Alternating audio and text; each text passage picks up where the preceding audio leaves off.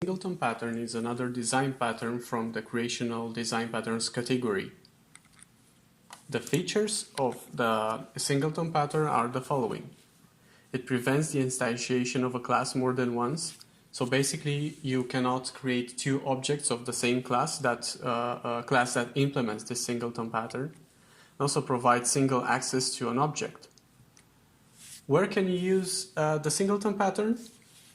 If, for example, your scope is to create a logger for your actions, for the actions that your program performs, you can create a Singleton class that will log all the actions that your program executes.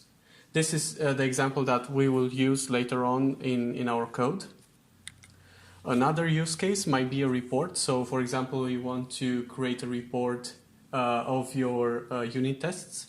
So, for example, you don't want to use something, an external library that will do that for you, and you want to implement your own. You may use the Singleton pattern to create such a report. A thread pool, and also a cache.